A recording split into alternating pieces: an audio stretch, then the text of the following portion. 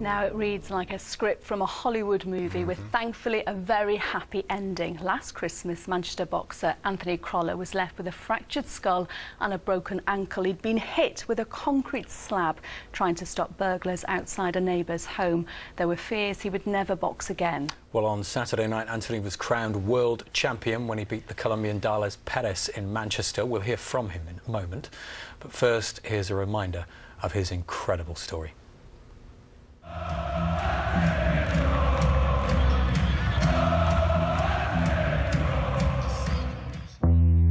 The Manchester boxer Anthony Crolla is in hospital with a fractured skull. Just weeks away from his first ever world title fight. This is where I saw the burglars. I started chasing him down the street and I've caught up with him. That's where the concrete slab come over my head. I don't see it as a brave act or anything like that, because there's a lot of other people who would have done the exact same thing. The dream's just been put on hold, that's all. Whether he'd fight again would depend on a brain scan. Yeah, it's good news, so made up. Well done. Made up. All clear. Manchester's Anthony Crolla will return to the ring for a shot at the world title.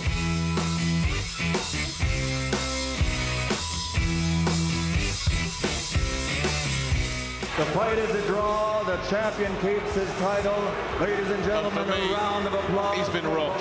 When I watched it back yesterday, it was it killed me, because I really did think I'd done enough. Anthony Crolla has been granted a rematch with Gallagher. Straight away, Crolla's in the groove. He has the home advantage, and he has a wonderful body shot. It is over! Crolla has the dream night, the fairy tale ending. And what a fairy tale. Anthony and his trainer Joe Gallagher came into the studio a little earlier. We asked Anthony how it felt to be a world champion. Yeah, no, it sounds good. It sounds amazing. It's something that I've dreamt about for so many years, and yeah, it's finally here and I can call myself a world champion. And a fantastic way to earn your dream, a knockout, one punch. Thank you very much. Good night. Yeah, lucky shot.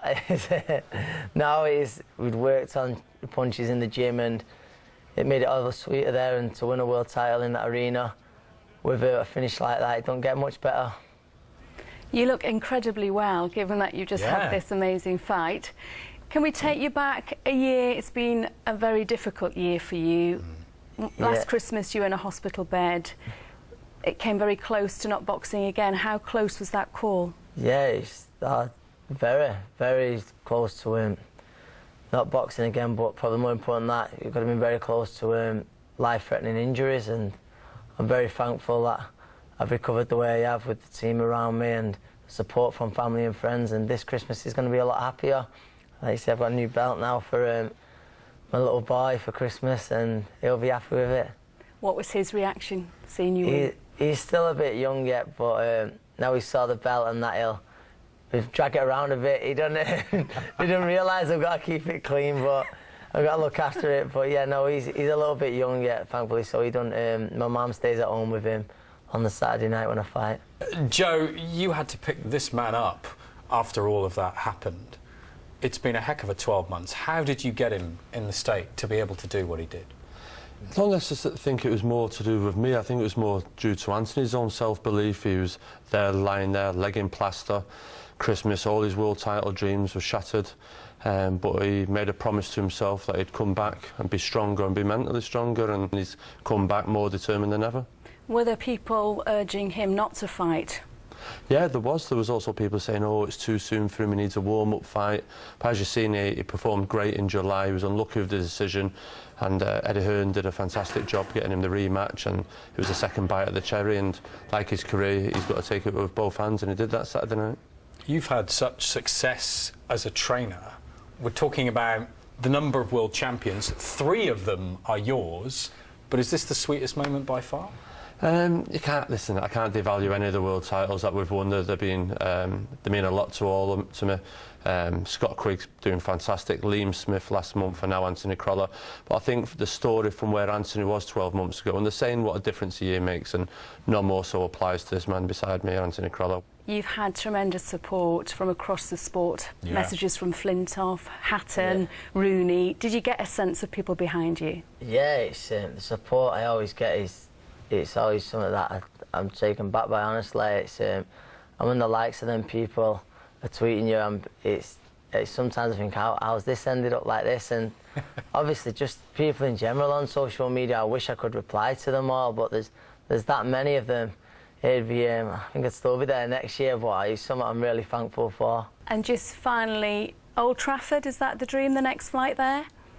That's something a bit back I could never have imagined, but obviously there is talk of maybe that happening next year and we'd be out of this world. I don't know, and the support I get from the club and from around the city is something else. So if we could get a good crowd in there, it'd be something we could never forget. Amazing scenes there, aren't they? Yeah. Such a nice guy too. Real privilege. He's going to show all the kids in his street his belt, he said. That is brilliant. Lovely. Really nice. We're going to move on to sport now. Tonight with Stuart Flinders, and this is a brilliant, inspirational story, isn't it? That's another story. It is. It's such a lovely story. Another world boxing champion. Yeah, Anthony Crolla is the new WBA World Lightweight Champion, and all right, some of our viewers are not keen sports fans, but this is such a great human story, isn't it? Here's a man who, less than a year ago, tries to intervene when there's a robbery at a neighbour's house. He ends up in hospital with a fractured skull. Thought that was the end of his career. Exactly, not knowing could he fight again, and yet this weekend at the arena, he knocked out Darlis Perez, his opponent, to take the title. And earlier today, I spoke to Anthony and his trainer, Joe Gallagher, and I asked Anthony about the championship belt that he seemed so reluctant to let go of. Oh, it's been coming to bed with me. First thing I wake up with as well in the morning, but it's what you've wanted for so long and something I've dreamt about since first lacing on a pair of gloves at the age of 10. I've not quite let out my sight just yet. Tell me about that key moment in the fight, because there's Perez is protecting his head, and you notice that there's a gap you can get in at his body. Yeah, of course. Well, Joe had told me just a few minutes before, at the end of the previous round, to look to tap upstairs to bring up the defence, and then tap upstairs. Is that what you call it? Yeah, boxing to the top stairs, and then whack the left hook into the body, and well, it works a treat. It certainly did. And when he went down, did you think you're not getting up from that? Honestly, I knew as soon as it landed, I thought it was a good shot. He's going to struggle to get up. But then, without contradicting myself, the 10 seconds and the referee was counting, where I was wanting him to stay down, it seemed to seem like 10 minutes. Joe, Anthony's often described as the nice guy of boxing. How do you instill in him some nastiness so that when he's in the ring, because it's not just about technique, is it? You have to be aggressive, don't you? Yeah, Anthony in his few previous fights has shown that. And in the first fight with Perez, I just thought there was too much of a nice Anthony for that contest. And in training, we worked out on being a bit more ruthless, a bit more business, and not to be too emotional with the event. We're strictly there in business. Anthony, less than a year ago, there you are lying in a hospital bed, fractured skull after trying to prevent a robbery at your neighbour's house. Could you ever have imagined that you'd be sitting here with that within a year? It's been a crazy 12 months, but I honestly did promise myself when I was laying in the hospital bed that I'd come back stronger than I've ever been. And did that spur you on, do you think? Yeah, because I come so close to losing it all. I come so close to not being able to box again.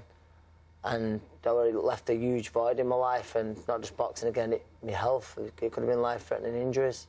They call you $1 Million Crolla. Do you like money? What do you spend it on? It's not to do with all my money anyway, put it that way. I wish it was. No, listen, it's first and foremost, this was, like I say, I've had this dream for 20 years to be a world champion. So to achieve the dream, that was more than anything. Obviously now, it'd be nice to get financially secure and just make life a little bit easier for myself and my family. And Joe, great time for Manchester boxing. Yeah, fantastic. Like I say, Manchester's never had more than one world champion at any one time, and now we can boast three with Terry Flanagan and Scott Quigg, and a fantastic time. And like I say, very proud of this man here, what he came through, and what a year difference makes. Fantastic. Well, thank you to both of you. Congratulations and good luck for the future. Thanks very much. That's a great story, isn't it? Well, just returning to Anthony Crolla, I mean, we've had a tweet from Kyle Williams who said he was watching that interview with his sons to show them that nothing should ever hold you back from your dreams. And it really is an inspirational story, isn't it? It's a great story, isn't it? It really is, because, you know, when we spoke to him after it had happened, you know, it's just one of those things that you think, how are you going to recover from that, particularly in boxing when you've got a head injury? Well, you think it would knock your confidence too, wouldn't you? And just to say that he's hoping that his next fight will be at Old Trafford, and of course he's a Manchester United supporter. I feel like that. That really would be a dream come true. Stuart, thanks very much indeed.